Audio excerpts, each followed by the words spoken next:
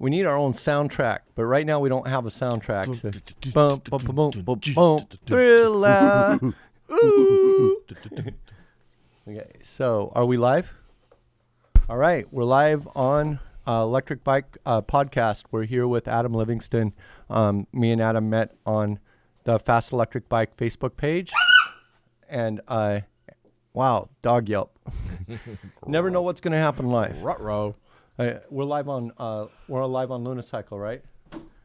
Yeah. Okay. So, anyways, we met on Fast Electric Bike. I've always admired his builds.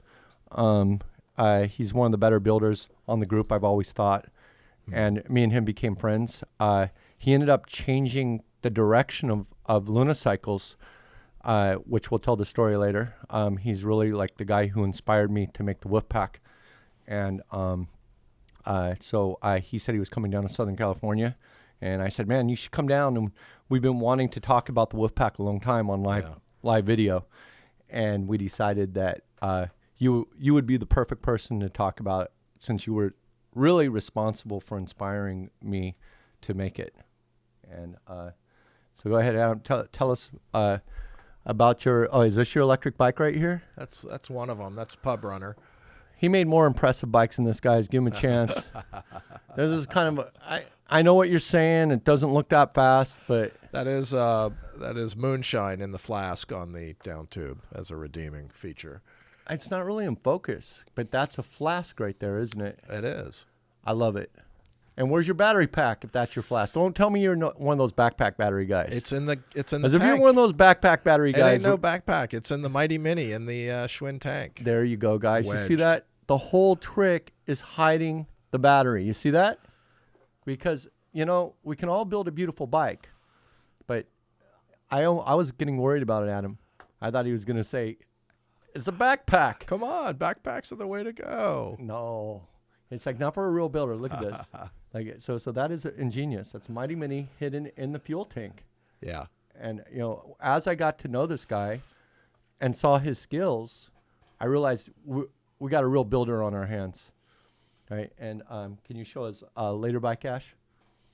When I saw this bike, me and him almost became instant friends. He did a tangent build. Let's see if we can find that. Yeah, it's a tangent build. It's a silver colored, right? Bike one. Yeah. I haven't seen it in a while. There, look at there. Oh my God. So that was mock-up of the battery box. Oh my God. Now I remember that bike. Okay, so this really did inspire me. Oh, I love that. Yeah, because when I saw this bike, I realized we can build our own battery packs. Now, this guy's building them in his garage. With one hand at the time. One hand at the time. And that's a really great story you guys need to hear. That is one of the most beautiful do-it-yourself bikes I've ever seen. Yeah, look at that. That's a tangent drive. Yeah. And back up and look at that battery pack. And I remembered that there was a change in mindsets from this bike and the bikes that we ended up building. Really? I think people, this bike really lifted the bar in my mind. Because I swear I've never seen a do-it-yourself bike look that good. That was fun. Was that before we did our fusion bikes where we did the batteries? This was before that, right? Yeah. Wow. Yeah, and that Here, go back, baby. So that mock-up. Now look at it. Look at the on switch on that thing. Go to where you can see the innards of the battery, the aluminum, and you'll tell the story. There we go. Yeah. And So zoom on that. That mock-up was that was pretty fun. So I initially did some cardboard pieces and fit them into the frame, and this bike that you're looking at, I designed it when I was 40 years old, and so I named it Fortitude, kind of attitude 42. and 40, and That's cool, man. And it's a titanium frame, and Wow. I just kind of went long on that. It's all roll off and Freaking amazing. And I wanted to build a bitchin' electric bike. Fortitude. Fortitude. I love it. But I wanted to. This was before your injury? No, this was after the injury. So wait, aren't you closer to 50 right now? Yeah, but I had that as just a regular mountain bike for about 10 years. So this injury happened a long time ago. No, I built that bike a long time ago, and I just made it into an electric bike when I did So the this hand. is recent. Yeah. Got it. Okay. Right. So you built. Okay, so let's go back. So the bike you built or you bought it? Built it.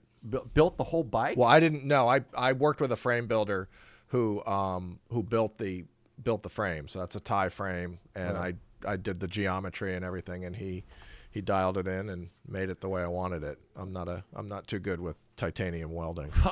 Well, titanium welding's not that bad. It's aluminum welding that gets you. Right. What you're learning now with your latest build. Right. Like, did you think about welding? He's doing. I thought about it. We're going to talk about it later, but he's doing a belt drive aluminum bike, and belt drives are wicked tough because he's going to have to slice the frame. Right. And he's got a way to put it back together without welding. And I think it's awesome. But compared to titanium, aluminum is really tough. Mm-hmm. Like titanium, it's a little tougher than steel, but it looks really cool when you weld it. Right? So when you see this battery box, I think there's a picture that shows it with the kind of the battery in it after wow. there. And so what you see an inner tube that goes around the battery. Did you build that battery? No, that's your battery. Yeah, that's just a basic triangle battery. That's a 17 amp triangle. 25-hour battery. Wow, Yeah. wow. And so I designed that frame around it, and then that inner tube goes around the battery, and then when it's all sealed up, you pump up the inner tube. No way. And it isolates the battery from any shock and totally locks it in. Beautiful. It doesn't change the shape at all. It's just to keep the battery from making any noises. Yeah, any movement. It cushions the battery, keeps it from getting any wear spots. My God. You guys see why this guy's the pimp?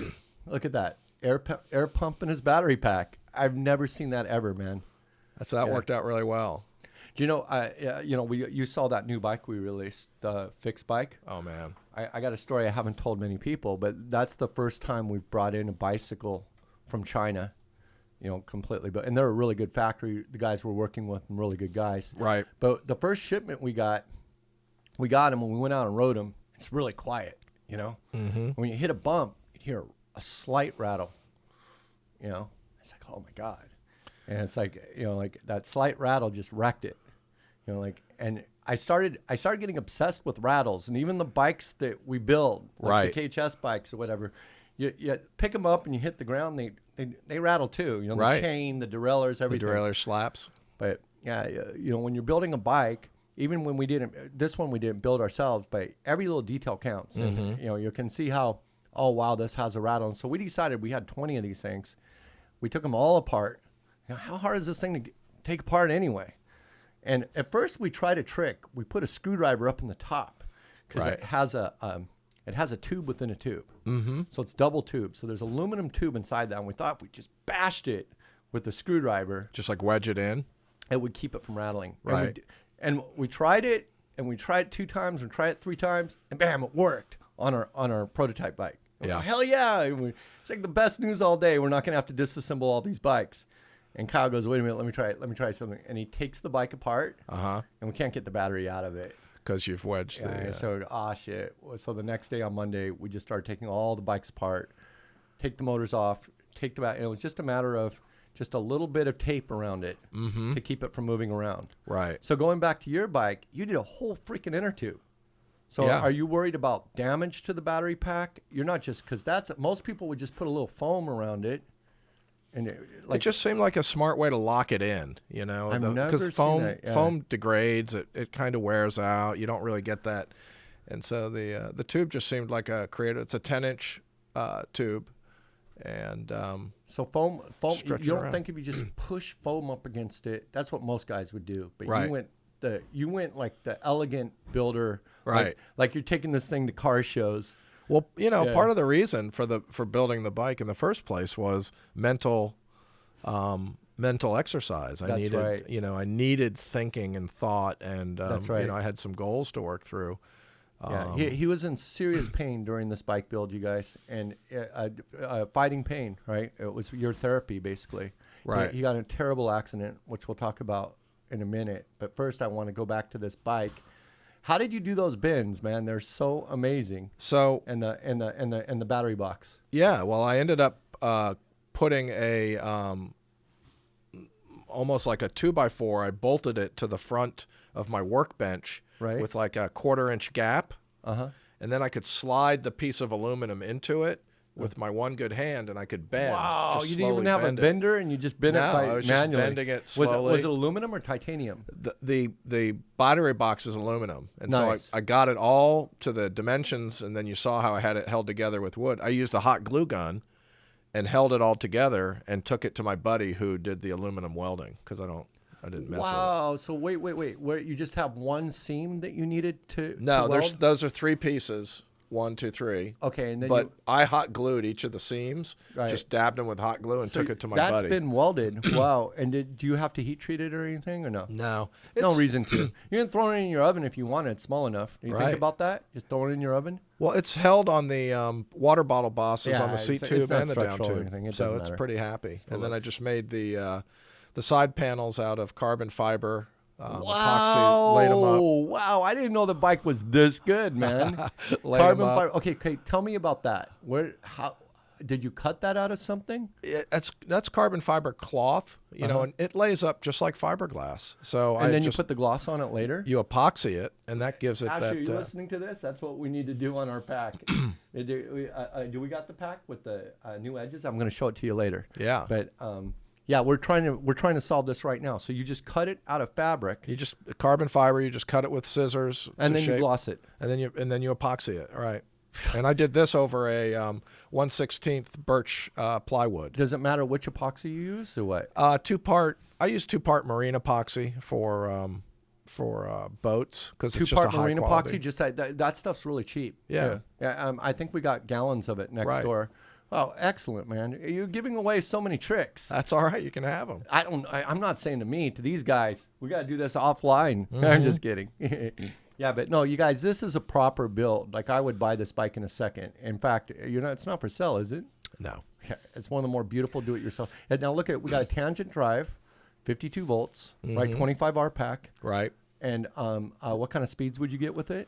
If I play with the gearing, I can get 60 out of it, but I've got it down for mountain bike torque, so it just likes to climb straight up trees, and 35 is pretty comfortable on it with the roll off. You know what I've would have got been lots of- sweet on this thing? The only thing, belt drive would have been pretty sweet with the I red know. roll off. I know. Well, I'm thinking about it. I'm doing it first on the And see if it works. on the pub He's run, got a and we'll great see how it idea that goes. we're going to go through. But yeah, but this bike is freaking. How many hours do you think you got into this? Yeah, hours and dollars are Wow. big, Yeah. but Titanium bike, roll off hub. I mean, yeah, tangent drive, and look at this thing. What kind of front suspension is that? that's a RockShox Judy. Ah, shit. Fuck that, man. We're going to get you a real fork. We're getting you a real fork before you leave for that baby. I'll take You it. cannot put a RockShox Judy on that thing, man. Oh, that's because it was your 40s bike. Right. That's Yeah. what they I have was for a ju- 29-inch. I was There just weren't a lot of options. I was just telling Matt lately, they were both here on the podcast, Matt Right. and Mark. I go, I don't respect RockShox as a brand because I think of RockShox and Judy. And they laugh. And they go, oh, you're really old. I go, RockShox is, really gotten really good. They've really upped their game. Uh-huh. I don't know. We'll But see. I'm not one of those big Shox guys. Nobody I know is doing 20-foot drops or 10-foot drops. I ride it locked out 90% of the time. Really? Yeah. Wow. Why? I don't know. I just, I grew up on non-suspension, and unless I'm really hammering downhill rough stuff, Yeah. I'm comfortable. You're it a makes me a realist. better rider. Yeah, I think a lot of people convince themselves they need full suspension. Right. And when I look at bike, I love hardtail bikes because you solve the major problem of where you put the battery. Right. Like full suspension bikes are good for people who ride really, really crazy technical stuff and are jumping. Right. But I don't know anybody who can ride like that. Most of those guys end up in hospitals. Like, Yeah. Like, have you ever been to a downhill mountain biking?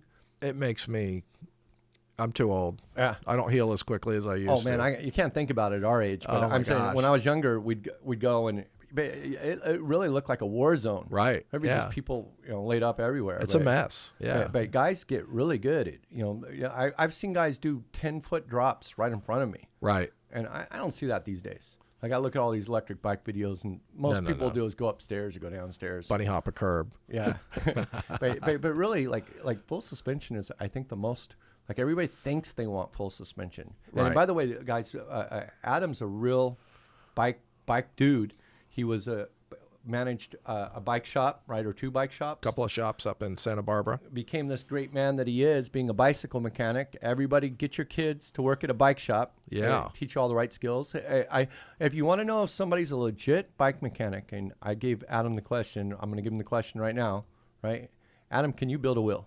I can build a wheel, and I can overhaul an internal gear Shimano hub. Awesome. So. Yeah. Building a wheel, like, are you very good? You consider, could you build one for like, good enough for like a racing team? Like these wheels have 15,000 miles on them, and Right. they're laser.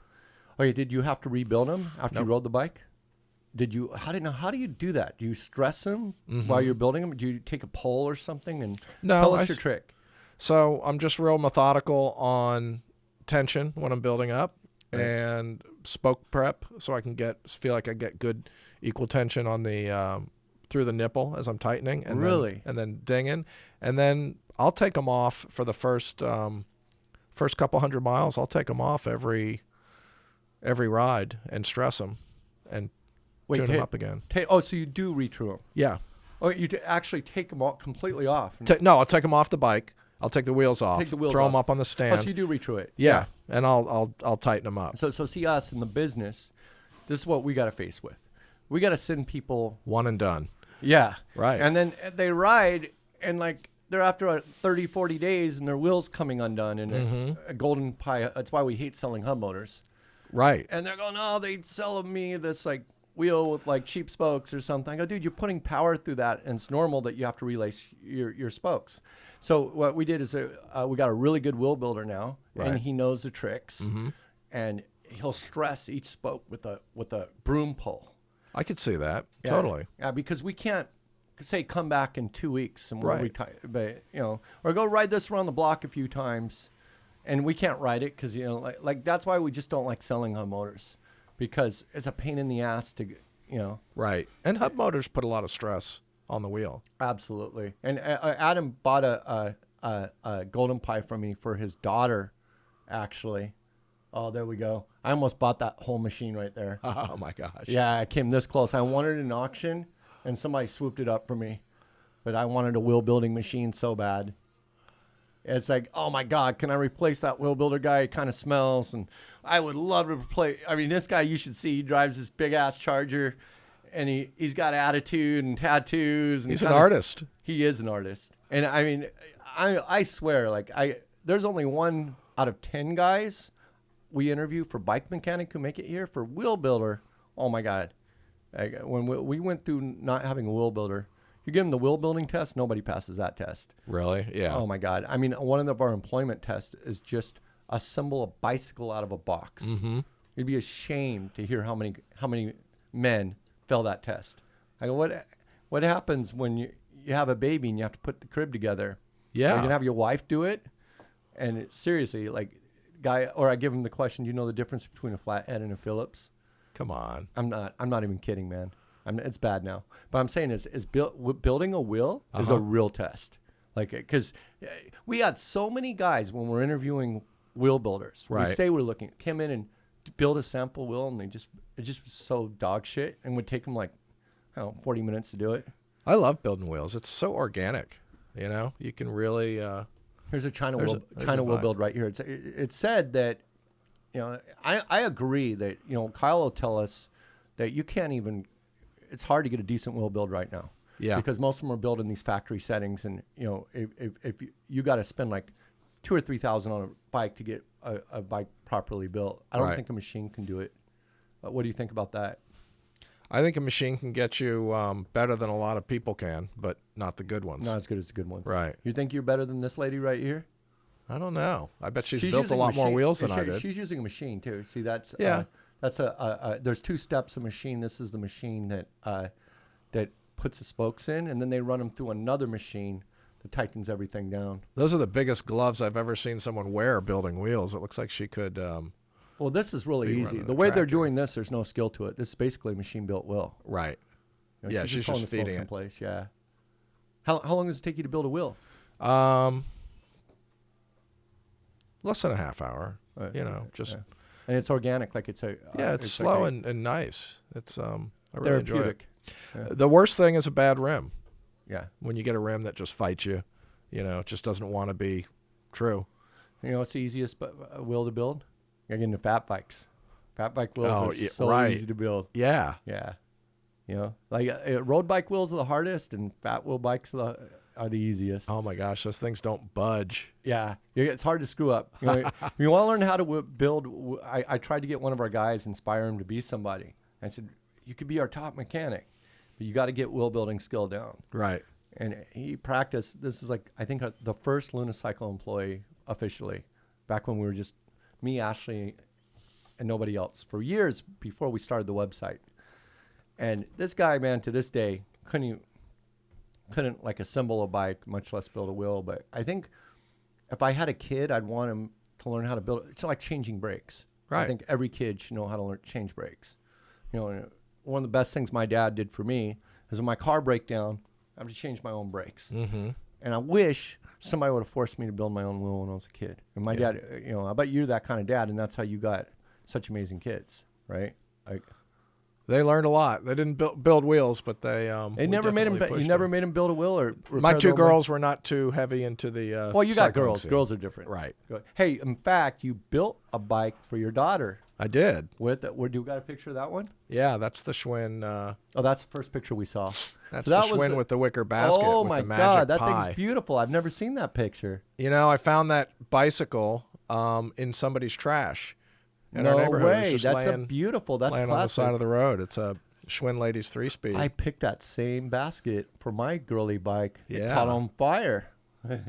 But yeah, that's right. And so my daughter loves it. She has it at college. It gets her, the great thing, college can be really It's all hard. black too, right? What's that? It's all black. That's one of the innovations we did to the industry. The pie? Oh my God. Do you know the pie was known for it? I call it the chrome dicks. That was so ugly. Yeah, and I told him I want mine all black. Right. It was an innovation. Like pretty soon now they don't even make the chrome ones anymore. You really stretched it out of the box for them. Yeah, I go, what do you mean you want all black? I go, yeah, I want all black or I'm not buying them. And now I think everybody, the first time somebody else ordered them in all black, I'm like, you copycats? It's actually a really good motor. I'll tell you why. I don't know. Everybody always talks about Mac motor or whatever because they're just repeating what they've heard before. But the Golden Kai, it's a large diameter. Yeah. So that makes it great automatically. And it's got a built-in FLV sine wave controller. Like, it's a torque beast, yeah, too. It's really good. I mean, I can't believe how thin those steel forks are, though. Those Schwinn Aston Beulah, 70s. You got torque arms on there? Yeah, on each side. But you don't think it would snap those forks like a twig? Wow. No. And it has regen too, right? It has regen, so the side calipers are not it's not horrible. It definitely plays a nice role. I haven't thought about the Golden Pie in a few years, but when you asked me, like when we first got into the business, I was thinking, which hub motor should we sell? I still think Golden Pie makes the best motors in the industry. And the industry hasn't changed at all when it comes to hub motors. Isn't that weird? Oh yeah. Except for that motor. The secret weapon. Is that the 2-speed? That's the most advanced hub motor I could find. And I introduced it. And I thought everybody would love me. It just made the guys, kind of hate me anyway, doing the 2-speed. But man, we worked so hard to do that kit. Oh, and that's our Cyclone with the on the Rhino. Yeah, and we're building all this cool shit. I go, oh man, people are gonna love this. And the more better shit we built, the more the regular guys kind of hated us. Haters gotta hate. This guy really hates me right now. This is Kim Reeg from. He wanted a Sur-Ron deal. Yeah, he wanted to sell the Sur-Rons. Oh well. Yeah, I think I'm gonna do a 2-speed for my wife's bike. Oh yeah, that's a really good motor. So we went down to China and arranged that whole 2-speed deal. That. Here's one of my secrets. I let it go on this video, and I don't think anybody ever watched my videos back then. But I'm running a 72-volt battery through that baby. I saw that. You were streaming up the hill too. Yeah, it's like, oh man, I can't believe I had long hair even then. What's the controller on that? Man, look how long my hair is. Did I really look like that? So crazy. I look really good with long hair when I was younger. That's pretty high-tech battery I do look solution like you a got there. homeless guy. Look at that. I mean, look at on that trike. I do look homeless. Rolling the three-wheeler with the... Yeah, fucking awesome, man. I didn't realize I had a whole long hair way back then. That is classic. I think, honestly, I didn't get a haircut from the time I started Lunicycle up until recently. Like, seriously. You're looking fresh. Thanks, man. Yeah. I'm just doing it for the World Series of Poker. I didn't do it for anything else. I just want to see how bad I looked. I want to see how bald I'm getting. And then I'm going to go in the World Series of Poker clean shaven so nobody recognizes me. Yeah, I love this motor. But we put so much work into that damn kit. Really? And we didn't sell that many. And it's like, I learned the hard way. You do it stuff for, that you think is going to help the do-it-yourself industry. We put a lot of work into we do this. Well, you have a tangent motor, right? Yeah. So you need a double freewheel. Right. So we did a lot of work on this Lunatic. I mean, it was like a year of development time and back and forth with the Taiwan factory to make that for a triple pole freewheel. Because the problem with those systems is that if the freewheel locks up, you can injure yourself badly. Right. So back in those days, the only people who sold a kit like this was Sick Bike Parts, and that used like a $10 freewheel. Mm-hmm. And the only choice was like this White Industry freewheel. It was $80. Right. So, anyways, we got a freewheel that was the quality of the White Industries, even better because it has it will deal with sideways torque, because the sideways torque is what causes them to lock, and all these guys were getting injured doing mid-drives. And I've always been a big mid-drive supporter, and I thought I was doing a big one for the community, and I posted it up on the mid-drive thread on Innosphere, and Amberwolf deleted it. It goes, no spam. Wow. I go, holy shit. I go, that's not just, I mean, look, guys, this is what we've been waiting for. Right. Like, I made it, and it's like kind of like I kind of get hit when, same with that dual hub motor thing, man, that wasn't just a motor.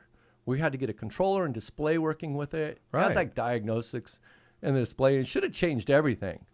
But, it takes a lot of work to build it, to build the wheel and everything.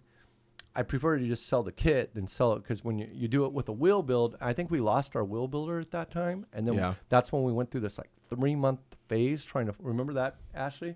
It took us 3 months to find a decent wheel builder we're happy with. And so it was just bad timing. And I don't think we sold very many of those kits. Like, it was never a big, like we sell more BBS HDs in a week or something. Right. Yeah. But... so what freewheel did you use on that Cyclone bike? Let's go back to, oh, wow, that's me, huh? Look, that's me. I'm going to take that controller. Watch, I remember now. Uh-oh. That thing. Looks like you're going to throw it at somebody. Yeah, that was the big controller, the one I had in my hand. Yeah. Everybody was using that controller for those little bitty hub motors. And I think I throw it. Yeah, I think I throw it. Guess how much that controller used to cost back then? That was only 2 years ago. Guess how much it was? It's from Poly M3V. That's a $200 controller. 40 amps, $200. My cost on that controller is $20. Looks like a toaster. So fucking ugly. Like, we sell the ASI. Right. And I thought that would change everything. Right. Look, I throw it. Bam. Now look, this is our controller. It's tiny. You see? Puts out the same amps and it's tiny. It'll take 72 volts. How's that? And then your new duct tape. No backpack batteries for me, guys. No. Hey, zip ties and gaffer tape. Duct tape, man. Duct tape works great.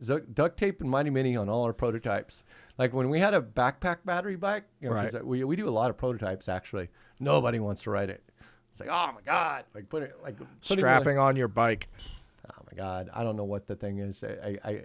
I don't even consider it a bike once you do it. But duct taping it is just as bad almost. But we're just testing this bike, so we're not really trying to.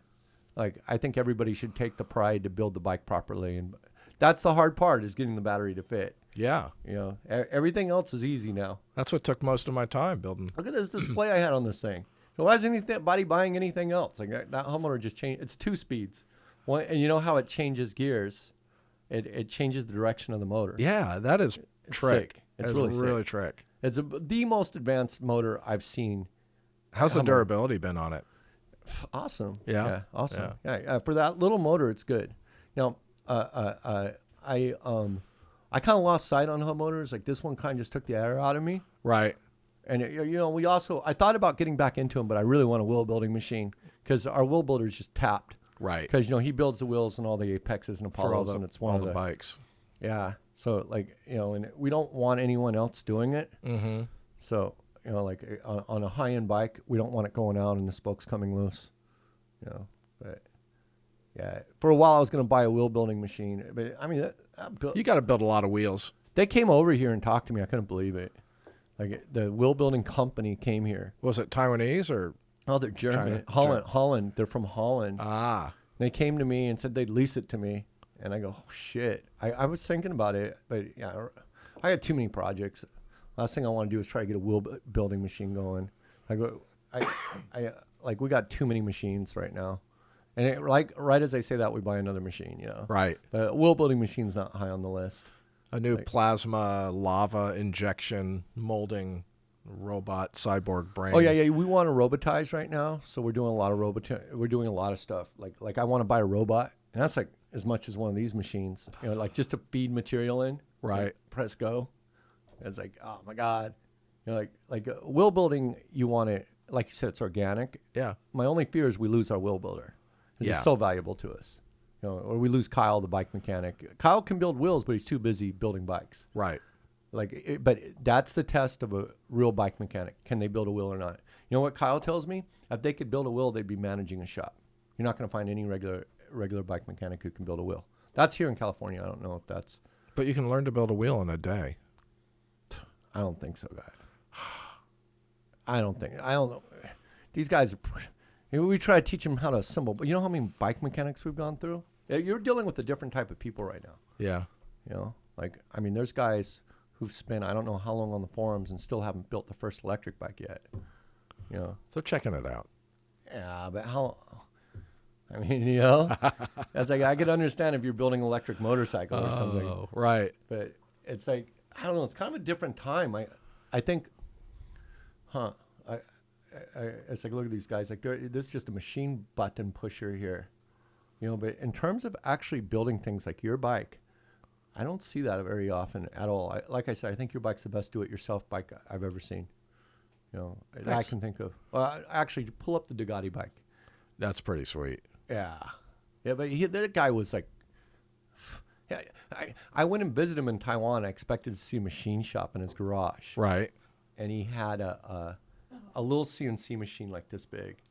It's so funny. It's like the opposite. I knew he had a lot of money. Right. And when I go visited his operation, it's like it's actually way, way smaller than I ever really like a $2,000 CNC machine. And he just works wizardry with it. You should get one. I know. It would change it. There it goes. That's all made out of a little bitty CNC machine. And the jigs, he knows how to weld and all that. I mean, he's an excellent builder. But in terms of like special machinery, right, his most special machine is a tiny CNC machine because the guy's so cheap. He's like multi-millionaire. He's on the cover of Wired magazine. He sold his company for like $50 million. Oh my gosh. Yeah, good for him. Yeah, but I tell him you got to buy a real CNC machine, right? And he goes, nah, save money. I'm going to just, I used to fight with him on this bike. One of these he's built for me. Like I have one waiting for me. I've been waiting for the last 5 years. Yeah.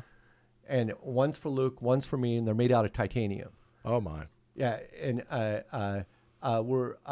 he's actually got it going recently. Like he got lost on this duty cycle thing, which was 2 hub motors. Uh-huh. And now he's back on this again, and he's put one motor. His whole problem was in the gear reduction. You see that? Yeah. So it's an Astro motor, and it's got a gear reduction right there. Can you zoom in on that, baby? And that was the big problem. And the way to do a gear reduction, actually, I got it right here on my desk, is to do it this way. You'll love this. This will change your mindset. That'll warp your mind. Look at that. That's a harmonic gear reduction right there. And that's what the Dogati has on it right now. Really? Yeah. And you could get up to 200 to 1 on that. Yeah.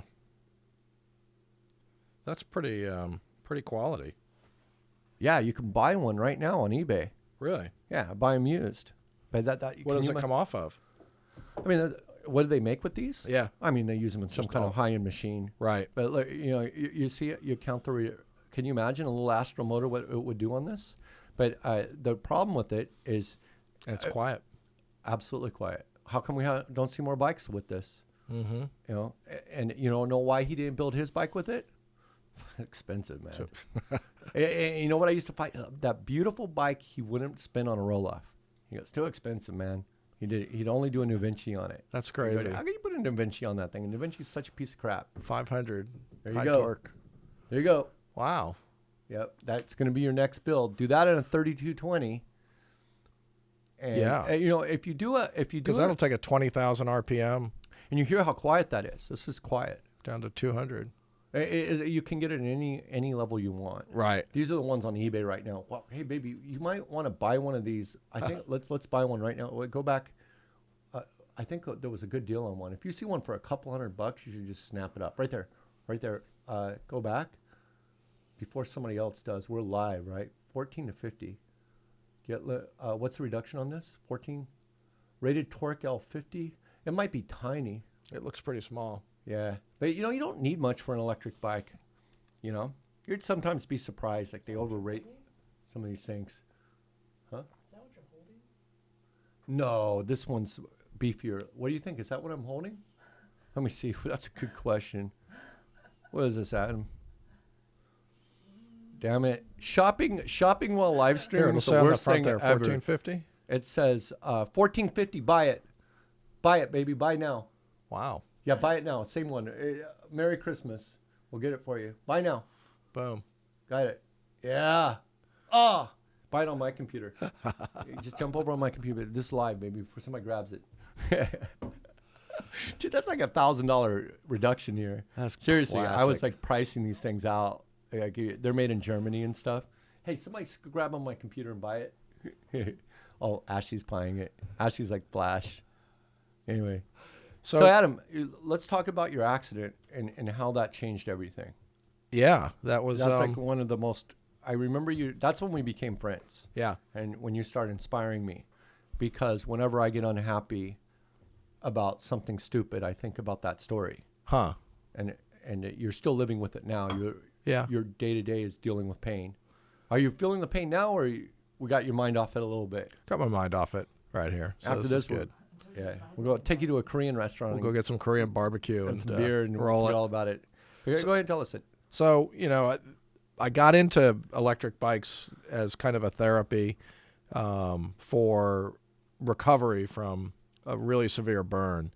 What happened was my neighbor, elderly couple, had a kitchen fire, and they came out of the house asking for help, and I saw them, and I grabbed a fire extinguisher and went in, and there were a couple of different fires in the kitchen, and so I put them out with the fire extinguisher, but the smoke was just billowing off of the cooktop. There was a pan on the cooktop, and I could hear the smoke alarms going off, and smoke was filling the house, and I didn't know if there was anyone else in the house, and I because things were moving really fast. And so I said, we got to get this pan out of the house because the house is filling up with smoke. And so I picked it up. And when I picked up the frying pan, it exploded. Oh, my God. So it was full of burning oil, which I didn't know at the time.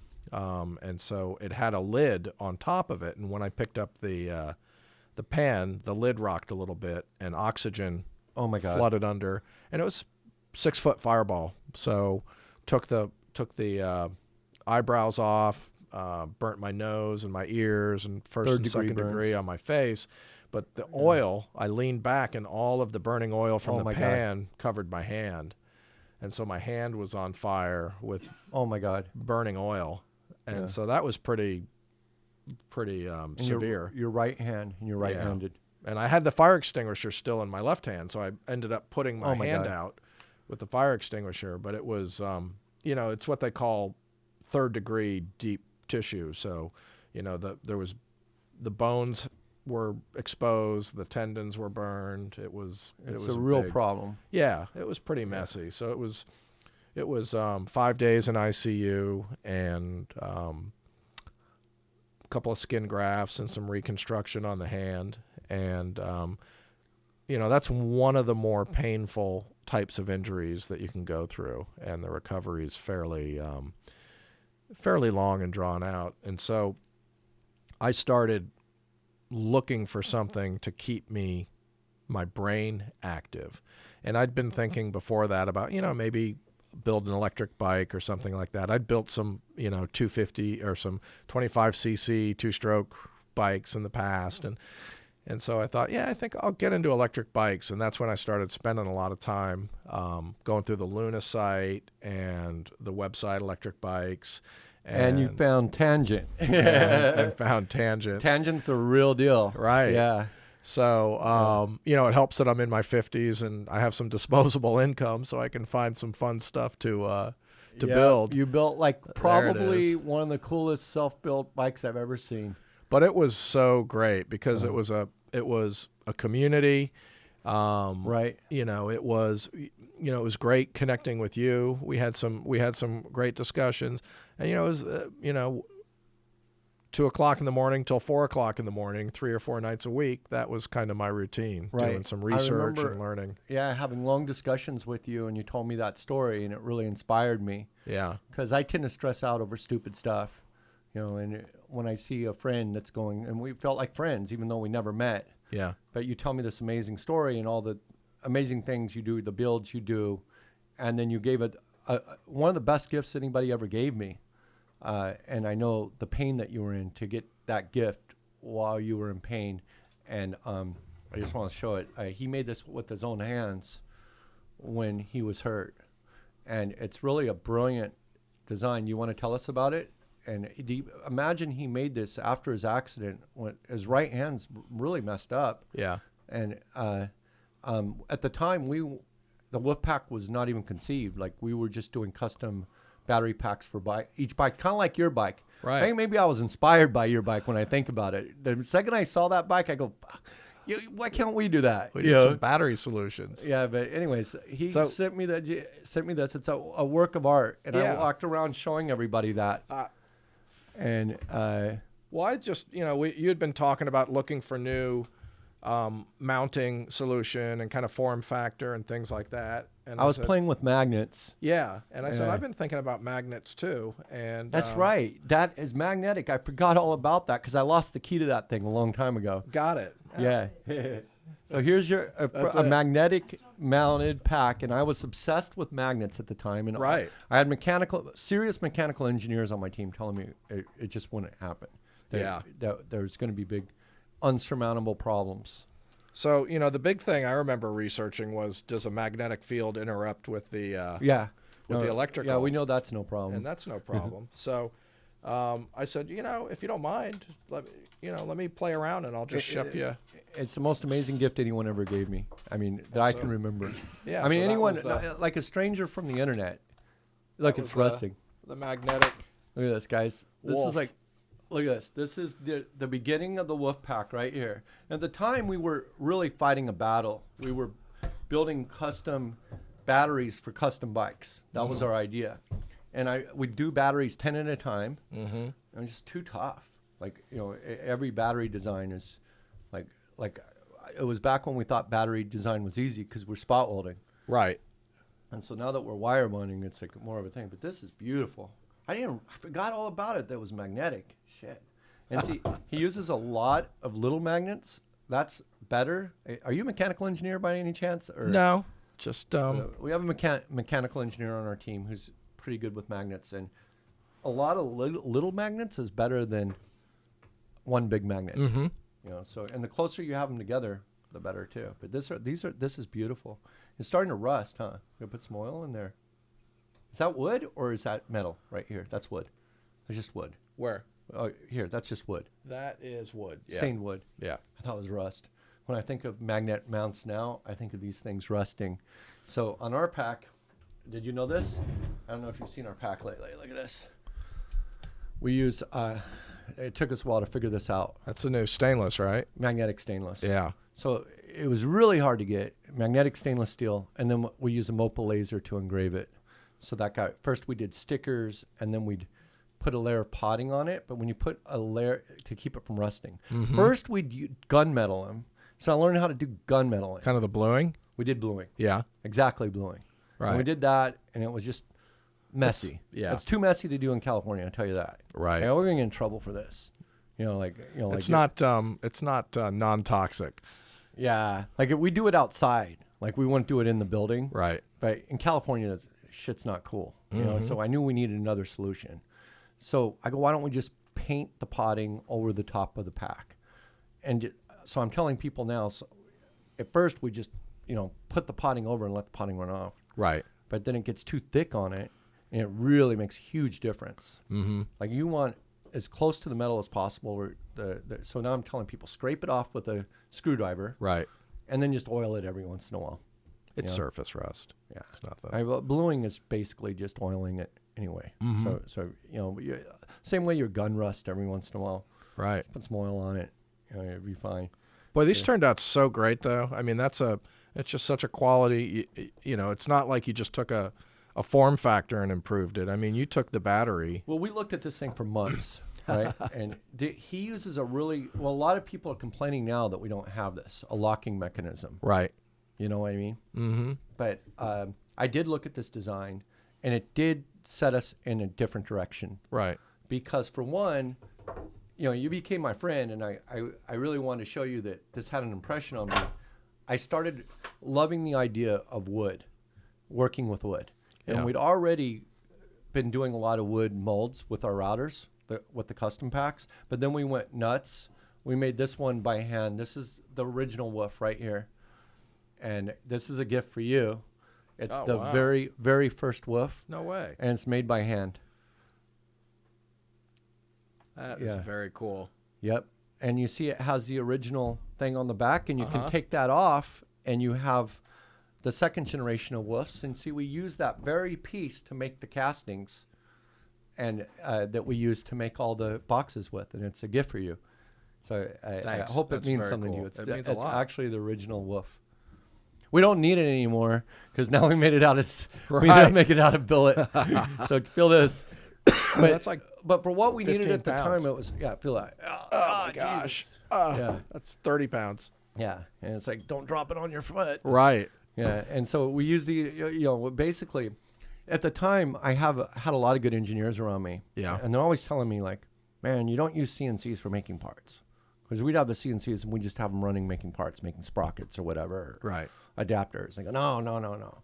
And in my old age, I've become just like them, is that CNCs are just made for making tooling. Mm-hmm. I really think like that right now. Jigs and prototyping. Not even prototyping, just prototyping when we do wood. I love wood.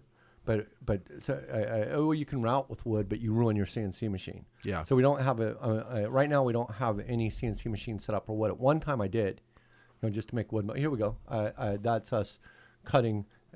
That's not wood. That's some kind of weird plaster. And boy, would it mess up the machine. And then the machine can't cut metal after that. Because, the problem with cutting metal with the CNC is that after you cut wood with it, you cut metal after you start a fire. Because you got all the dust just accumulated in the. Here's our very first custom battery pack right there. It's called the Luna Ludicrous. It's tight. And see, wow, Ashley, good job finding these pictures. But that was our first custom battery. This was before you inspired me with this. Yeah. You probably inspired me with that other bike of yours. I go, man, if some guy with no tools can do that, in one hand, imagine what we can do. I didn't know you had one hand at that time. That's funny. But this is one of those Chinese fat suspension bikes. Yeah. And we'd assemble everything here, and suspension looks good, works like shit. And so against what I believe in, I believe in no suspension is better than bad suspension every time. Right. So even if you put a decent fork, that has a D&M fork on it, which stands for do not move. And it has that front suspension fork. Those are both cheap as crap. Like, I would never put our name on anything like that right now. Because this is really cheap suspension. I think those suspension forks cost me like $25. Ugh, that makes me nervous. And it's like, if you have some crappy suspension, I think that bike would move like an inch. Boy, does it look good. Oh. Everyone wants like full suspension. It's like, I don't know what it is about the Chinese, but they cannot figure out suspension yet. Funny. But look how beautiful those rims are. It's beautiful, man. They got the rims figured out for sure.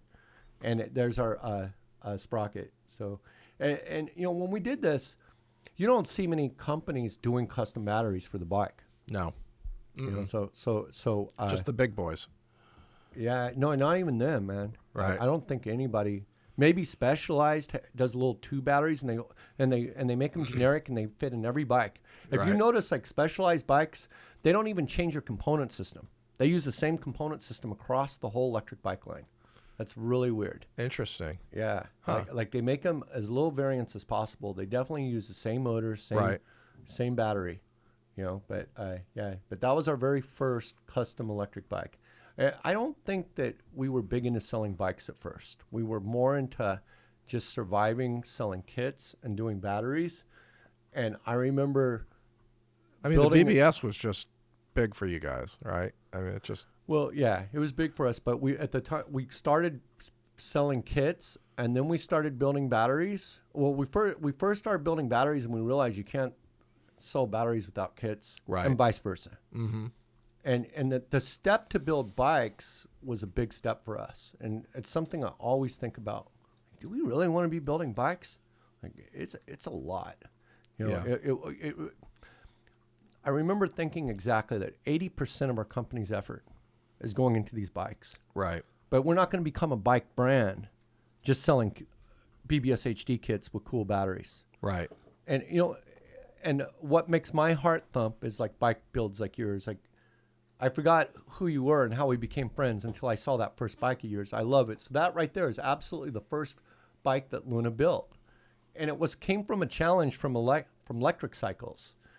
And they said that they had some guy post on Innosphere that I'll never forget this thread that, he bought this bike from Electric Cycles pre-built, and it was only like a few $100s extra than buying a kit from us and buying the bike online.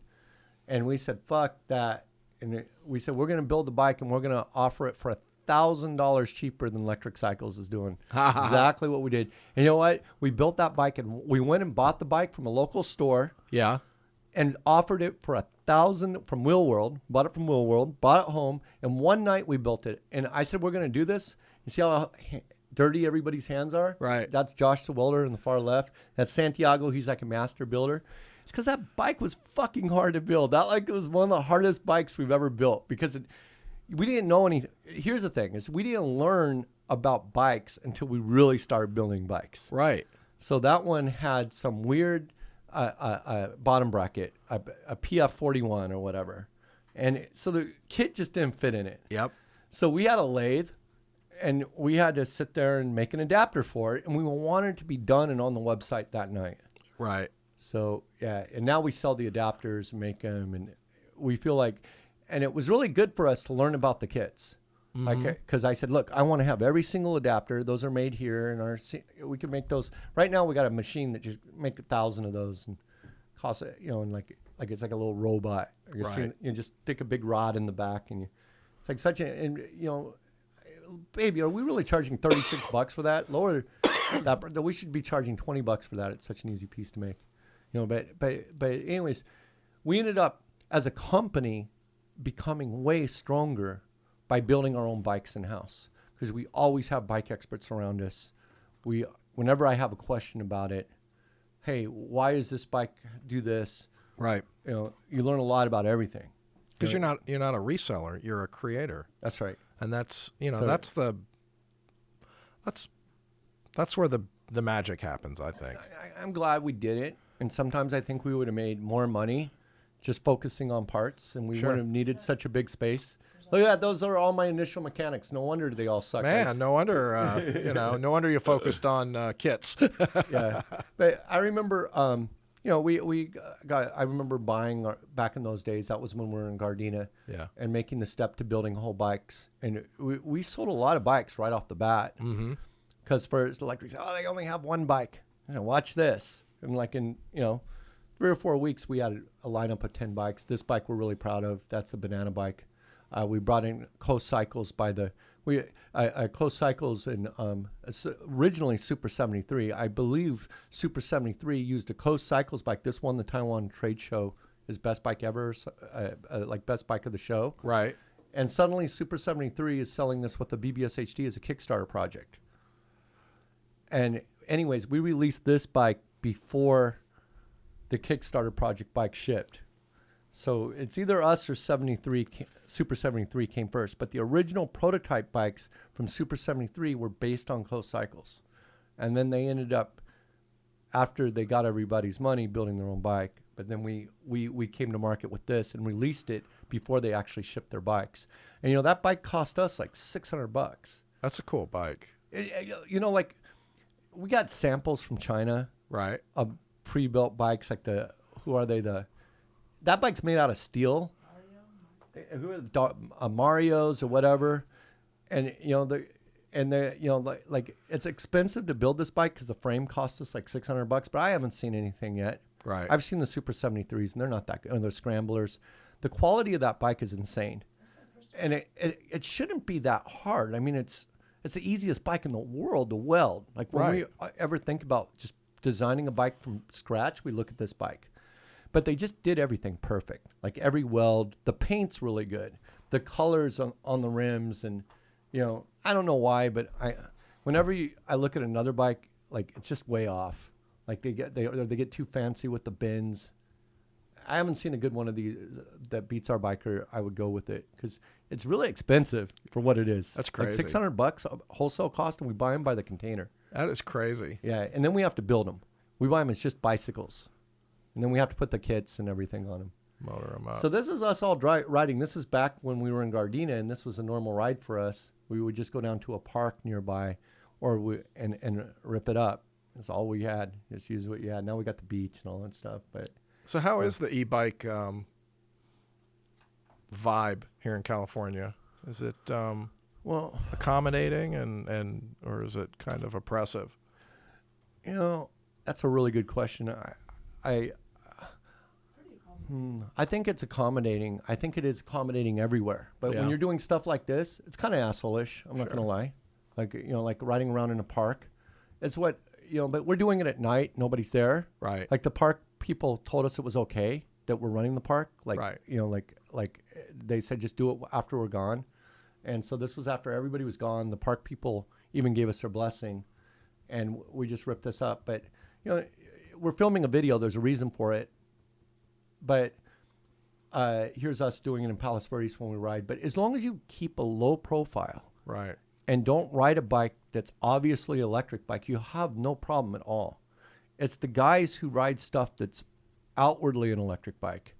So I think that laws and stuff like that helps because it makes us all build bikes that are stealthy. Right. That don't have an impact on the environment. I think, when you hear what happened to gas scooters, they became illegal. Not because people hated gas scooters, but they hated the noise. Yeah. And nobody wanted electric scooters because they're too slow.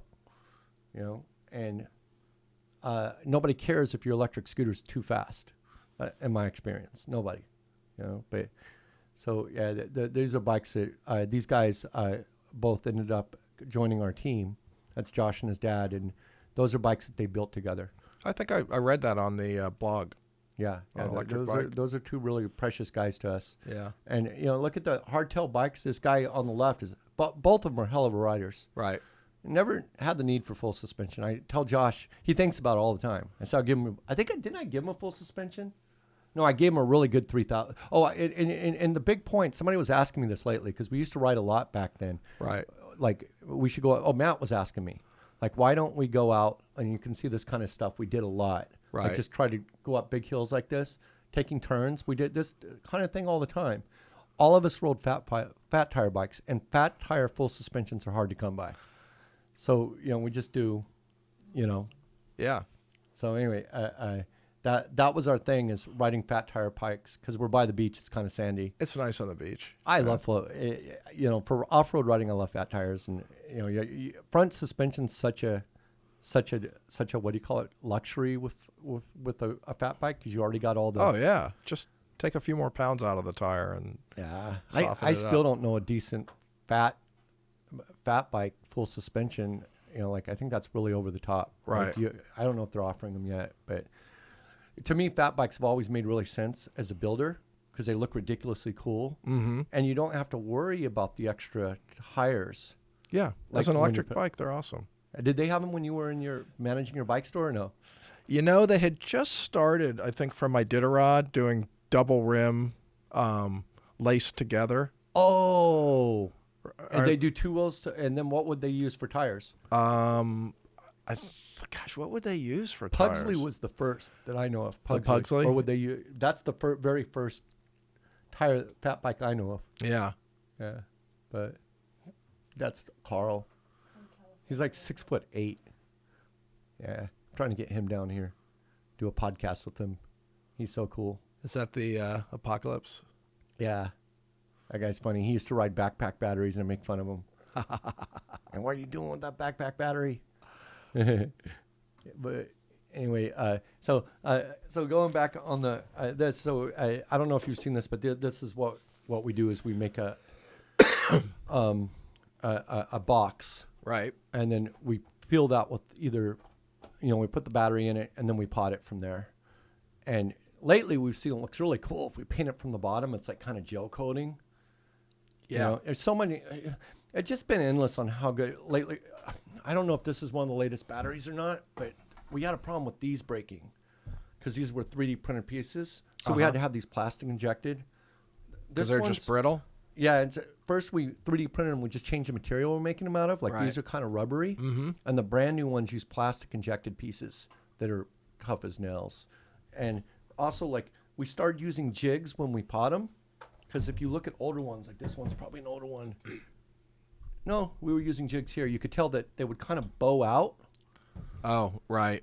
And then it would make As them they cured? a little bit heavier than if you just... So we had to make... And guess how we made the wood and the jigs? I gave myself away as wood. There you go. So now when everything's about tooling, it's so much easier to make tooling really fast out of wood. Right. Because a lot of what we're doing is just fixturing or holding things down. Right. Like right now we're doing a new battery design, a new wire bomb pack, and we're working on the fixture, and we're debating. I want to just make it out of wood and be done with it, but we don't have a wood shop. Right.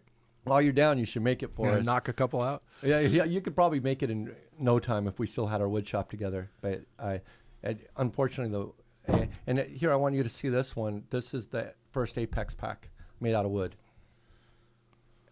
And I believe that we just carved that by hand. Really? Same with that one. That was made by hand. These are not CNC'd.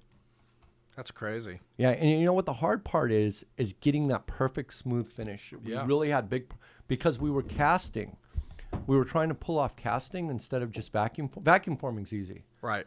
But when we casted, any imperfections, you see that one got the crack down the side? Down the middle? Yeah. That's from breaking it out of cast. We cast this shape, for example. Sure. And you can see all the imperfections come out really quick. Right.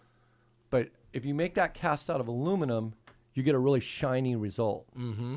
We just recently, do we got the new Apex pack we can show? We just recently finished. Casting kicked our ass for 6 months. Finally figured it out. We had like casting experts coming over here from work for Disney and stuff. And we figured out, okay, we got closer to casting when we started doing CNC shapes. Right. Aluminum shapes. Because the wood just, when you break it out of the mold, the wood would break apart. Yep. So we wouldn't get that many shots at it.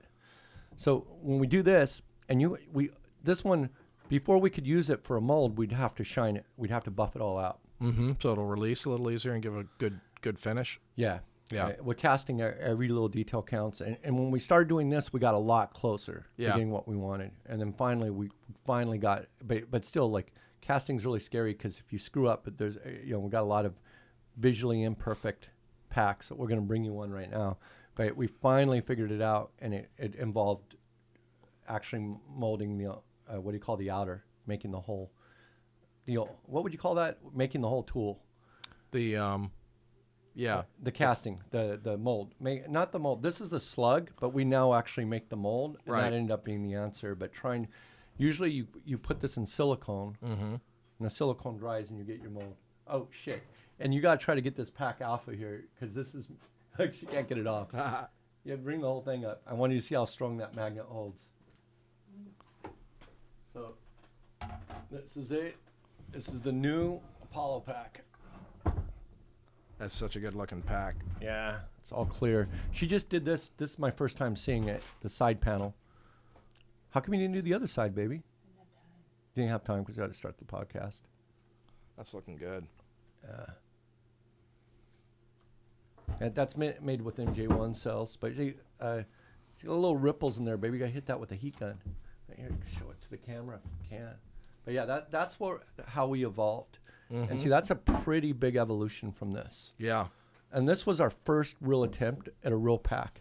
So this came out kind of imperfect, and we didn't even autoclave this. When we autoclave it, it comes out way better. And the magnetic mount with this nub works perfect. Just locks it. Locks it. Like, did you see him over there kicking at it? Yeah. All right. It's not coming off the bike, you know. And our goal was we wanted it to look like aliens made it. You know, I like that. Yeah, that's been our goal the whole time. But and the wolf pack's been, yeah. So it all started with your thing, and when I saw this, like, oh my God, like we got to be able to have something like this, and then just kind of evolved. That was fun. It's just right time. Yeah, and you know what? You and I want to show you this one. This is our first attempt, and boy, is that ugly. And looks like a space shuttle. A 3D piece. Yeah.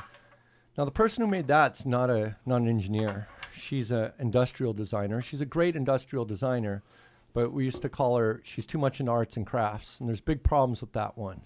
It's too big. You know, so it doesn't. We needed something that form fit the 18650s as close as possible, because otherwise we're wasting all this money on potting. And she was buying this potting from this store, and she wasn't doing the math right. And she was buying it by the gallon. It was like $300 a gallon.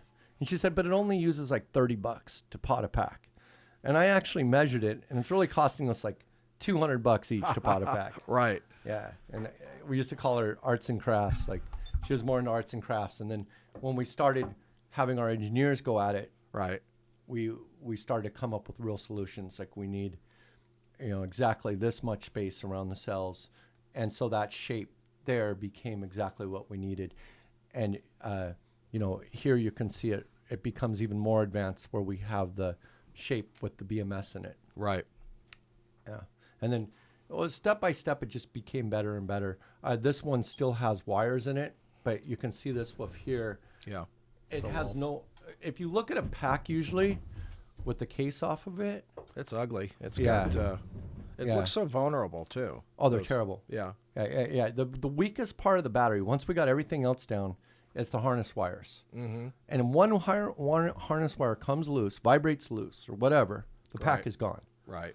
So anyways, we struggled with wire harness, or somebody fucks up building it. Yeah. You know, so the way, the way we figured out was the way to win harnessing was not to harness. Like, just get rid of it completely. And we just took it to an extreme. And I want to say wireless pack, even though it's a wire bond pack. And, you know, I've never talked about this pack in video, but wire bonding and aluminum buses like that, and we heat gun under an infrared every pack we build, or, you know, the first prototypes. Right. These packs don't get warm at all, and the potting helps dissipate the heat, you know, and it just did wonders for us.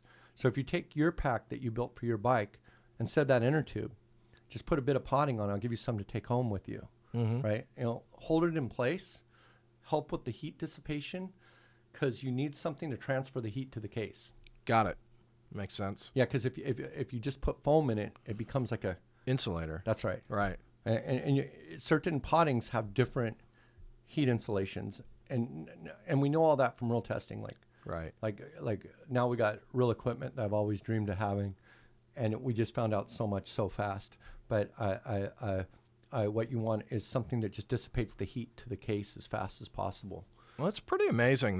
When we walk through the battery development and production, it's just the investment you've made in the tooling and the testing and the technology that the Wolfpack, this new version, has.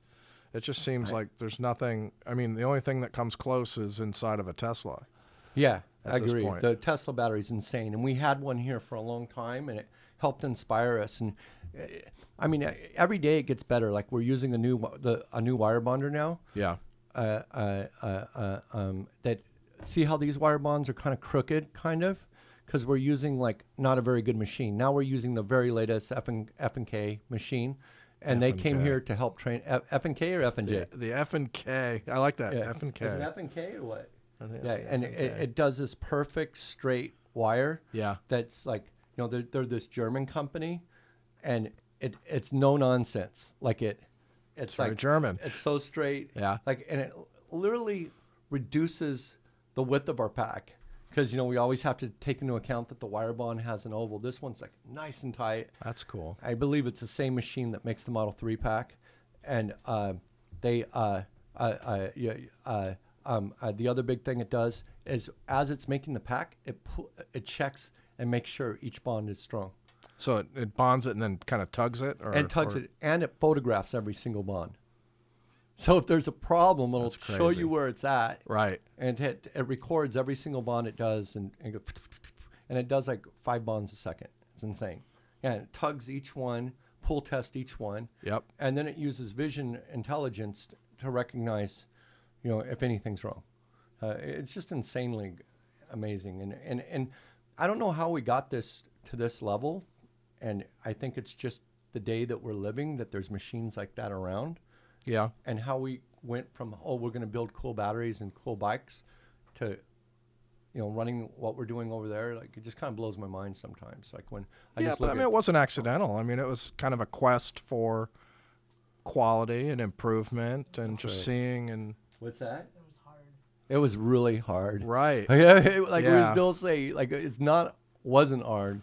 It is hard. Yeah. Like, it'll be hard tomorrow, and it's all your fault. Next week. It's all your fault. I mean, I think we would have been fine just flipping stuff. Like, we didn't just have selling kits. Yeah. Like we didn't have. I think you got me on a bad path, man. Like, I remember thinking that, oh my God, like 80% of our energy, 80% of our space, we don't need all that space we got there. Mm-hmm. And now we got an entire building dedicated to just battery building. Right. You know. Yeah. And it's like so much of that. You know, we didn't know what we needed. You know, that was so much of the problem, because it really is an R&D facility. Mm-hmm. Because, like, for example, we had an entire wood shop for a while that was taking up a lot of the space. That was your fault too. Yep. Right. But wood helped us speed along until we got good at working with metal. Right. Until we got the laser cutter. The laser cutter and the CNCs changed a lot.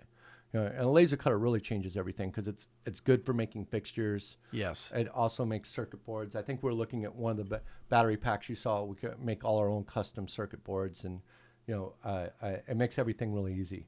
But before we had those machines, we were forced to do things by hand a lot more, and we need a lot. Like, now it turns out, I kind of want a wood shop back if we could meet the right. Do we have a picture of our wood shop? Or I always wanted you to see it intact. Yeah. We just took it down recently too. It's sad, but anyway,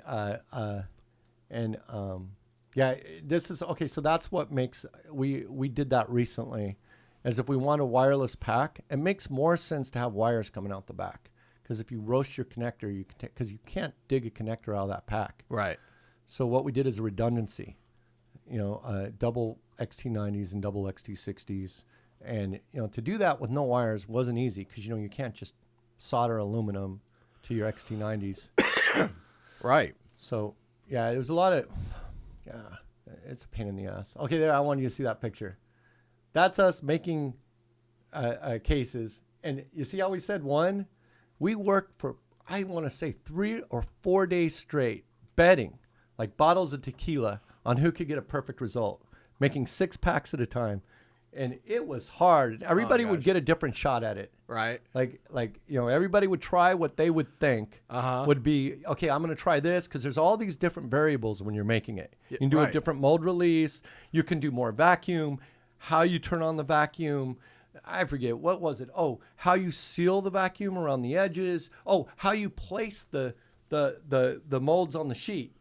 And that was our first perfect result. And then we got that picture. But, man, we struggled with that machine late nights till 2 a.m. for 3 or 4 nights. And then imagine, then we have to cut all those out. Yeah. And then, you know, like, coming up with a way to cut them was a pain in the ass. Like, you wouldn't believe what path you set us on. And you see all the molds there? Those all came from the pack that you're taking home. See right there? Yeah. To the left? That's very cool. And all the time everybody says that we're making our batteries in China. Look, here's made in China for you. Does that look like some Chinaman? It's like, that's when our batteries had harnesses. You see that? Yeah. And you know what we had to do with the harnesses? We had to worry that harness would plug into the BMS, and that would cause failures because the potting would interfere with the connection of the BMS. That's like, you just learn it the hard way. I know battery building is hard. Right. So we put dielectric grease inside to protect the harness. This is Luke. We made that for his grandma when she died. He was crying. I've never seen Luke cry before. He's Mr. Happy. Yeah. And his grandma wanted him to give those out. And we sent her this picture while she was on her deathbed. And then we made a bunch of those out of metal. And we went and riveted them to the sides of walls all the way up and down the beach. And that's the police very came cool. here the next day. Yeah. And Luke was still crying from his grandma dying. And, that's us. Luke, hold this. That's us in Gardena right here. That's Professor, Luke. We just built our first battery that night, man. We vacuum molded that battery case that night and made our first custom battery. That bike's still in the lobby. I'll trade you that bike for your bike. Let's talk. But I was like, hey, Adam Livingston, I just built one too. But look how cool that is. A custom battery really makes it look awesome. I mean, you can take the same bike and do a backpack battery. It looks pretty cool, but it's not the same. Yeah, And so- it's not. Yeah, if we had more time, we'd be doing more custom batteries. But right now, you got to make. We went with your idea, which is a shark pack, basically a shark Right. killer. And next, we're doing a bigger one called the Direwolf. I haven't told anybody that in public yet, but and we saw our dyno we got running a month ago, right? That was fun. Right. I mean, so dyno, that's not something your average e-bike Oh man, guy. I wanted one for Gets. so long. We had bicycle dynos, like 2 or 3. Remember that one we had, Professor? We had one that made so much noise, fill up the whole. We've been dynoing bikes for a long time. Yeah. But we had one, and everybody would say, "Josh, will you stop it? Will you take that thing outside?" It made so much noise, and it was just this bicycle dyno. It was just like a treadmill. This And is full-on motorcycle dyno, right? Yeah, it'll take 500. We got guys bring their electric bikes, their Energy Techs and Zeros, and it's scary, man. Like when somebody with real horsepower gets on there, it makes all the stuff we sell look like toys. Right. Like, like that metal plate back there, you see it's just coated with rubber. And they just like the tires will feel like they can explode and There's a lot of energy going on there. That dyno will take 500 horsepower. Crazy. Yeah, and it's dangerous. Like that's how come we clamp down the bikes, because you've heard of all the horror stories.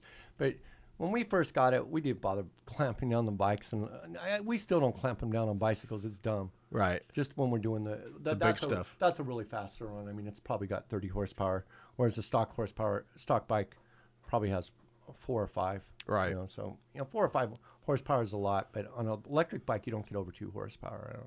Not easily. What's the most powerful bike you've ridden? Your bike? That's a pretty nice bike. Yeah. No, don't. And Dave Tangent is the one who sells it at tangentbikes.com, right? And how much are they? About? I think they're about $2,000. $2,000. Yeah. Yeah, that's worth it. Made in America. He's a great guy. He's brilliant. Yeah. So Awesome. And And I know we made batteries for a lot of his customers, including you. yeah. Hey, Thank you very so much. how many amps are you putting out with that battery? They'll put out a lot with Yeah. the 25R. Yeah, I'll high 40s. 40 amps? Really? Yeah, high 40s? Yeah. How many watts do you get? 3,000 plus. 3,000 plus. And you get 60 miles an hour? Bike must be really efficient. I'd love to dyno it. That would be fun. If you're ever down here, I'd love to dyno a Tangent. Because, that's what I really want to see. Mm-hmm. So far I haven't seen any big efficiency difference in anything yet. Yeah, you know what I'm finding, having a dyno, first we were all excited about it, that we're going to release dyno results. It's come out to 1,000 watts of horsepower, almost across the board. Zero motorcycle, 1,000 horsepower. Right. 1,000 watts per horsepower. I thought zero motorcycle, if anything, is going to be super efficient, right? And bikes range from 1,000 to 1,200 watts of horsepower. But nothing gets down to that 750 watt you expect. I feel like there's more room for efficiency in the lower horsepower bikes too. Yeah. No. I think I've heard that Astro Motors, what's in your tangent, is really, really efficient. Right. That's why I'd love to test it. Yeah. I have one. Didn't we get it running recently? That Astro bike? Yeah, we got one running. We just haven't got around to testing it yet. But I think the construction quality in that motor. Right. You got it for $2,000 with the motor, right? That's a really good deal because the motor's $1,000. I know. Yeah, but they're made here in Orange County, and they're aerospace grade. Like I think those guys make it for military use or something. They're not making them for e-bikers. Probably for drone unmanned. Yeah, we went over there and checked it out, and Yeah. you'll pull up a 3220, Astro 3220. I wrote a whole article on him, and though I knew a really good electrical engineer. I hope he's still alive. He's a good friend of mine, Ron Z. And he built the nicest, and he would claim incredible efficiency numbers. He's an electrical engineer, and he'd run them on dynos, but he'd run a really small one, like a 3210 or a 3205. There you go. Yeah. Yeah, these are guys I was hanging out with. I was in the machine shop building those with these guys. And I haven't tested one yet, but supposedly it's the most efficient motor. And when I talk to motor experts, they'll say all the efficiency numbers, like for hub motors and stuff, is wrong. Because all-around efficiency matters, not just peak efficiency. Right. So with hub motors, supposedly they're only efficient at top RPMs. So you want something that's efficient all across the RPM band. Mm-hmm. So with the Astro motor, when you're using gear reduction, it's already spinning super fast. So it's Right. It's 20,000 RPMs. That's you right. know, blasting around. So people used to claim incredible efficiency numbers. I just want to see 700 watts per horsepower. I'd be amazed. Right. This is look, this is Kim on his, that's a 35-pound bike or 40 pounds. Insane. Like, and, I mean, that's not a backpack battery. He's using a Hobby King pack that fits in that bike. Lipos? Yes. And that's a good 65, 70 miles an hour.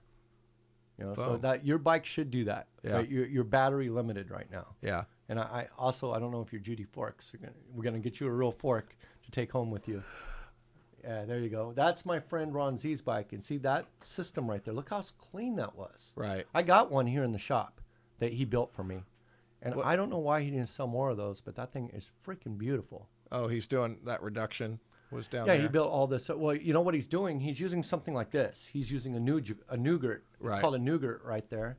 Yeah. That's why when people tell me so much is developed, nothing's been developed. Like, you know, like we haven't seen anything. Right. You know what was amazing is the tangent drive. That cycloidal gear reduction, that was pretty trick. That was pretty trick. Yeah. That is about among the coolest things I've seen in the do-it-yourself industry. And it's the reason why I got in it was to do something exciting. Right. And I first thought I was going to do a motor system like one of these, but you know, we decided to go with the batteries because without the battery, Thank you. yeah, Right.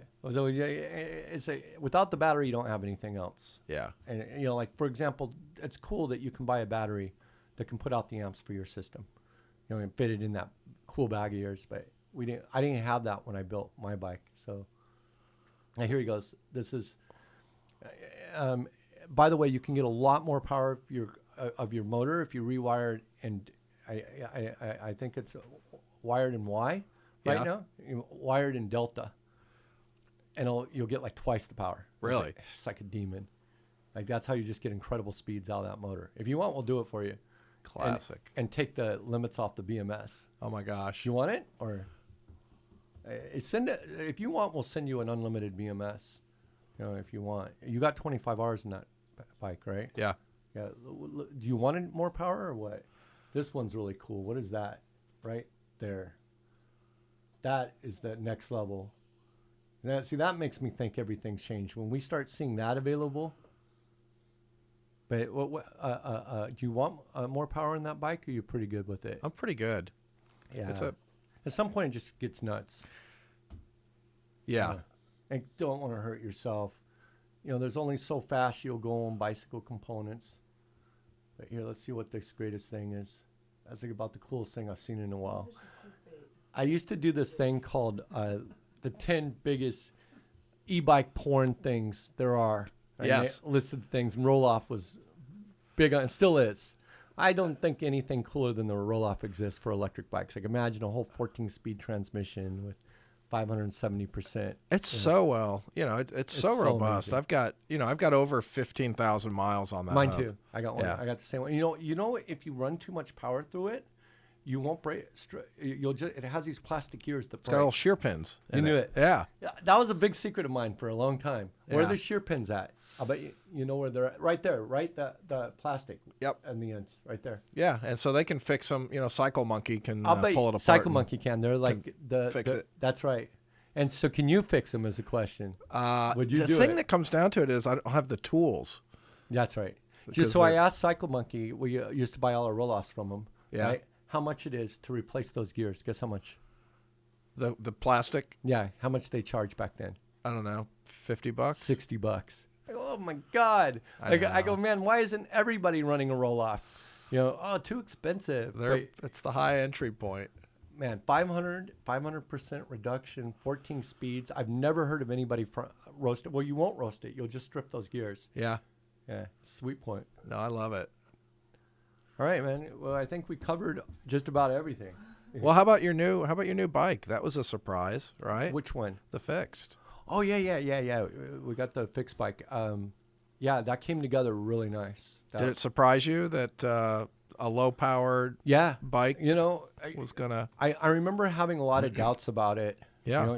Because like you never know if something's gonna work or if it's gonna go off.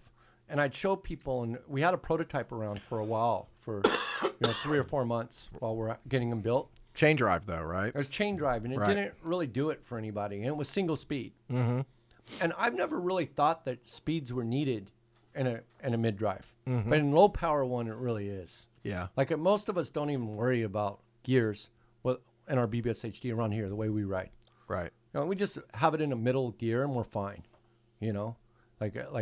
Some of us don't even bother with transmissions on our bikes at all. Because the BBS HD is so robust. But with this one, it's so low power and its torque sensor really sucks in single speed. So people would ride the chain one. It wasn't inspiring. Well, what got us all about this one is how quiet the minute we rode it, Right. when we got the first ones, and how quiet it was, because it was my call to change everything and do belt drive and do the internal gear hub in the back, Right. and it made the bike. So I was nervous about it while we're waiting for them to get made, Yeah. and then when we got the deal with Gates and we got this incredible deal on CDX, that's a whole CDX group set. Do you know about it? Yeah. The belt's held on by. It's got that little ridge on it and higher quality. Oh my God, man! components. I wanted to know why more people. I want to do everything on belts. It's such. You got to ride it. It's such a different feeling. And Right. you need to tell us about your belt drive you're building. Okay. Yeah. So on my aluminum cruiser pub runner, it's a 2000 Schwinn Panther. They came out with this really cool aluminum frame for 2 years. So that's 7000 series aluminum with mountain bike geometry, but in a really cool cantilever style. And Is this it? This is the one you're going to cut? yeah, I've already cut it. No way. Are you keeping the front hub motor? Yeah, I'm just putting Use belt that drive as an on it. internal gear hub. I mean, use that as a regenerative breaker. Yeah, Wouldn't that be cool? Yeah. I've been thinking about that. So you're cutting the frame. so cut the frame. You got pictures of that? I've got a picture of the seat stay cut. I think she's I've gapped it, and now I'm going to I'm getting a couple of aluminum pieces that'll slide into the seat tube. Listen to this, guys. So it's really difficult to weld aluminum, right? That's a Right. problem everybody has, because not only is it difficult to weld, Right. it kind of melts, but then you have to heat treat it, Right. and you can't do that without doing one piece. I don't know. You know what temperature you got to heat treat at? Like some ridiculous amount, right? So Yeah. instead of doing this, he's chopping his frame and he's gluing it back together. So yeah, Yeah. I'm gonna machine a couple of aluminum. It's basically a tube splitter. Paragon Machine Works makes some really nice ones out of titanium and Oh, things. you can buy something made You can. for this. They make them, but I'm just making mine myself. I've got some. I got to see that. 19 Like, this is a millimeter. whole new thing for me. So it'll be cool, and then those will bond. They'll slide into the seat or the seat stays down by the axle on each end of the cut. They'll slide into a shoulder and stop, and I'll use 3M DP420. I love DP420. I love 3M to begin. We use DP100 all the time. That stuff's amazing. Well, I haven't tried 420 yet, but I love they named the product 420. Right. Like, what's that about? But is it four exactly. times as strong as the one? The DP100 is like $50 a tube, and we use it for a lot. We used to do the side plates before we figured out riveting, because it's kind of chintzy to glue it. Right. But man, that stuff would. Whenever we need a glue solution, we're always running a DP100. So I use the DP420 on my battery box because I needed. There it is. What is it different about it? Bond stainless steel shaft, a golf club head. Yeah, they use it in the golf industry. So No I mean, way. it's got a really high shear strength. Wow. And so this is what Specialized uses to glue together their bikes. their bottom bracket, that pressed bottom bracket sometimes. Really? On some of the models, they use this. So if you get a replacement, they'll send you a little pack of this. And so yeah, I'll Wait, use where do this. they use it at on their? They've got for a while they made a bottom bracket that was like a press fit shell. And I think when they were doing bottom bracket like if you had a warranty, You could literally take your bottom bracket off. not the inside of Oh, the just the bottom shell. bracket. Yeah, the inner shell. How would you get that shell off if it had that stuff in it? I don't know. I don't know You'd have to what it heat it was, up but or- I was reading. It came up on a couple of threads when I was reading about the 420 because I was trying Wow. to make sure I got the gap line right. So the You space. really might be onto something here. This might be the new welding. Wouldn't it be cool if you could just put together your bike with that? That'd be plug fit.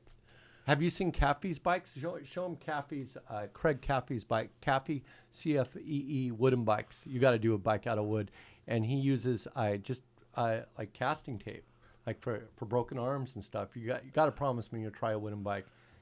It's your calling, Look at that. dude. If you see one in real life, they're so beautiful. It looks like Fred Flintstone guy's a little like- bit. Yeah, That's cool. You should be doing this. You should build frames for us, and we'll sell them as fast as you can build them. Oh my gosh. We could sell these for big money.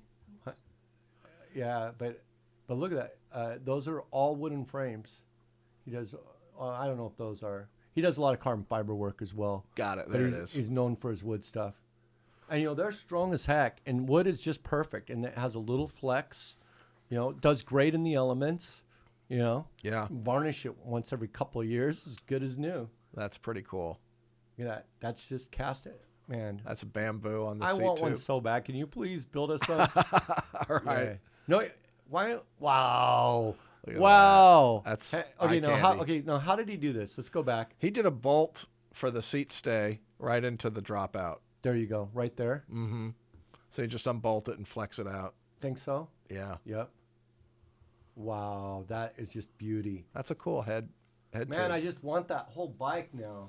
That's pretty cool. Yeah, come on, man. Will you All build right. us a next project? We'll see. Okay. I'd be careful what direction I send you in with my next project. Okay, guys. I guess we covered everything. How long have Wow. we been going? But thanks, everyone. And thanks to Adam for coming down and visiting with us and talking Yeah. with us. It's been fun. For Happy Memorial Day. Memorial Day, it's the beginning of summer. Right. Right? So let's have a fantastic summer. And God bless you with your pain. And I hope that pain just someday does it slowly go away, you think? Or is it? They is it say getting probably not, but I'll Yeah. I'll take what I got. Let's go I'm talk to happy. Luke. I heard Luke has some serious painkillers. He has a whole theories on how to deal with pain. And I'll share one with you and for anybody else living in pain. And it's how I try to deal whenever I'm upset. Right. That nobody in life can put a negative thought in your mind. And that only you, that no matter how much pain or suffering or where you're at, that if you can just control your thoughts, Right. then you can somehow control any situation you end up in. So There's a lot to that. it's kind of Buddhist or whatever, but I think back on it a lot. Yeah. And I hope it helps you a bit. He also has really good painkillers, so it's not like he just gets high on life. Yeah. Thanks for the invite. Thanks for sending yeah, the we Luna haven't- jet down to pick me up. And That, that was yeah, pretty right. trick. Yeah. Next time we're gonna put your bike in the back. There you go. Yeah, let's go out and have some Korean food, and I'll show you the rest of the shop and All have right. some fun. Thanks Cool. for getting all right. Thanks. Okay. Thanks, guys. Signing out. All right, that was awesome. That's fun. How long was that? An hour and 30. Oh my God. Wow. Well, we only went 30 minutes over. Man, I'm glad we did that because, dude, that bike is inspiring. That's pretty cool. Dude, you got to do that. That's You could build those, and I could buy them from you for $1,000 each, $1,500 each. Think of, As many think as of the you want. warranty work. Termites. I got No, termites on my bike. we don't do warranties. Haven't you heard? I mean, because I just don't want to tell people. We take care of people, but I just don't You want just to don't want to be that. arguing with people. You know, you're telling them, Right. oh, we're not Find covering your another- warranty because of that.